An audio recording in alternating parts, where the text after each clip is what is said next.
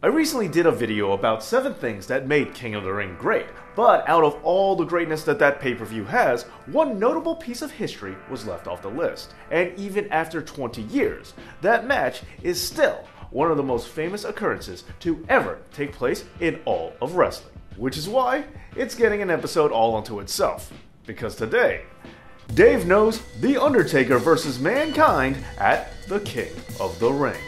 On June 28, 1998, in the Pittsburgh Civic Center, a match would take place that would become the stuff of legend, and for good reason.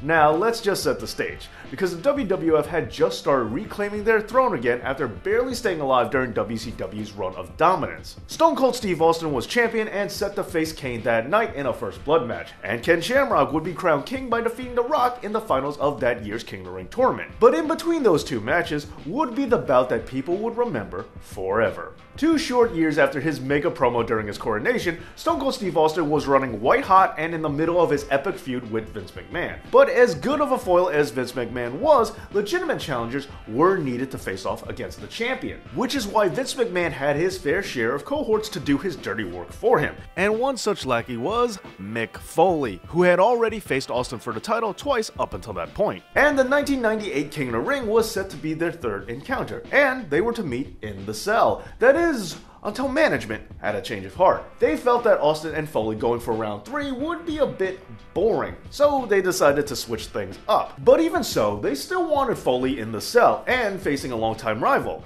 so that's when they decided to put him against The Undertaker. Now, the rivalry between the two of them started just about as soon as Foley joined the WWF in 1996. Mankind debuted on April 1st of that year, the day after WrestleMania. Foley interfered in the match that The Undertaker had that night, thus starting their feud. And during their rivalry, the two would see a boiler room brawl, a buried alive match, and Foley would also manage to get Paul Bearer to turn on The Undertaker. But all that was just the mere preamble for their most famous bout. At this point, Foley had been wrestling as his Dude Love character and had just recently returned to his Mankind persona. And true to form, Mankind went right back to aligning with Paul Bearer, who was now with Kane, and also went right back to feuding with The Undertaker. And on June 15th of that year, Raw would feature a tag team match that pitted Mankind and Kane against Stone Cold Steve Austin and The Phenom in the second ever Hell in a Cell match, which was the setup for the third to take place at the King of the Ring. Now, the first ever Hell in a Cell match was between The Undertaker and Shawn Michaels, and when it came to planning out this match,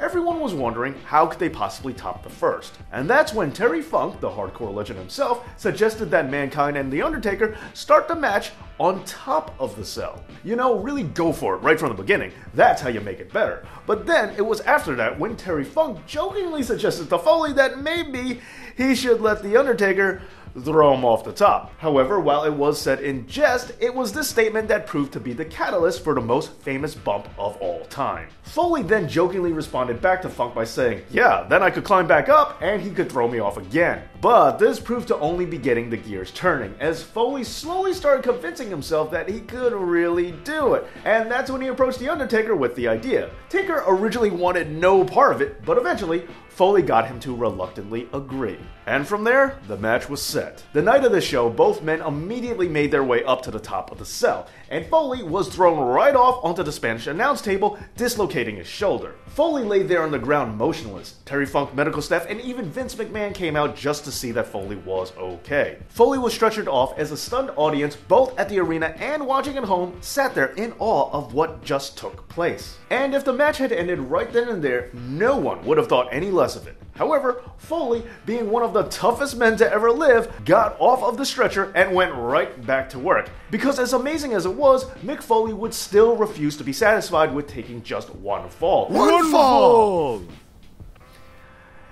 As he made his way back to the ring, you can see Foley shaking off people, begging him not to go back. But undeterred, Foley climbed right back up to the top of the cell to pick up where he left off, and The Undertaker followed suit. They continued to duke it out, leading up to the second major spot of the match. Undertaker grabbed Foley for a chokeslam onto a chair atop of the cell. This sent Foley crashing through the roof and into the ring below. And the thing about this spot was that it wasn't supposed to happen. Now, the cell ceiling was rigged to sag in order to give it a dramatic effect. And also, it was rigged so that The Undertaker could kick it open for them to more gently enter the ring later on. But that didn't happen. Foley was completely unprepared for the fall, which was accented with the aforementioned chair hitting Foley in the face as it fell along with him. Taker was also caught off guard by this, believing that he had killed Foley. Oh, and another small detail that many fans are unaware of, the WWF had really hard rings back then. They were not known for having a lot of give to them in those days, thus making this bump hurt even more than it would elsewhere.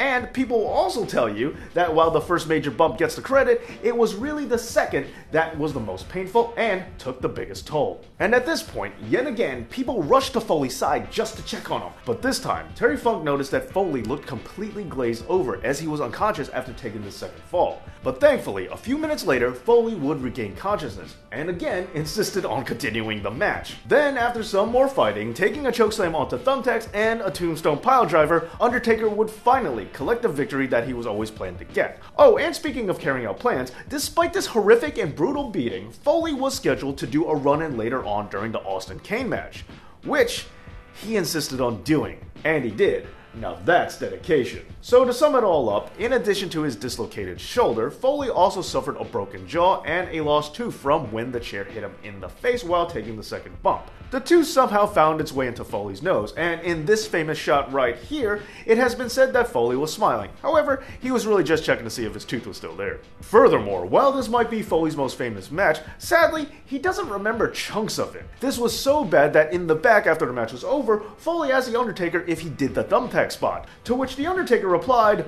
"Look at your arm," which had several thumbtacks still lodged in it. Oh, and might I also point out that The Undertaker did the entire match with a broken foot, which is totally amazing, but kinda gets overlooked by everything Foley went through that night. Later on, Foley called his wife and she was in tears, and this was the moment when Foley first started really considering retiring from wrestling. Also, after that match, Vince McMahon personally came up to him and thanked him for everything that he did for his company.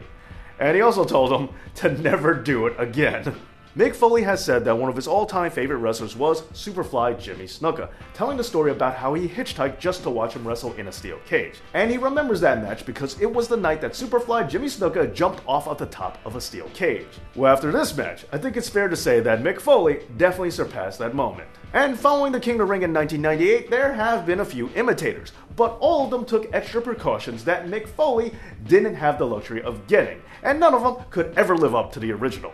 Even after 20 years, it's still one of the most amazing matches of all time, and it has even been called the most famous wrestling match ever. But what do you think? Where were you when Mick Foley officially became the man that gravity remembered? Let me know down in the comments, and don't forget to like, share, and subscribe. Thank you so much for watching, and as always, Dave knows.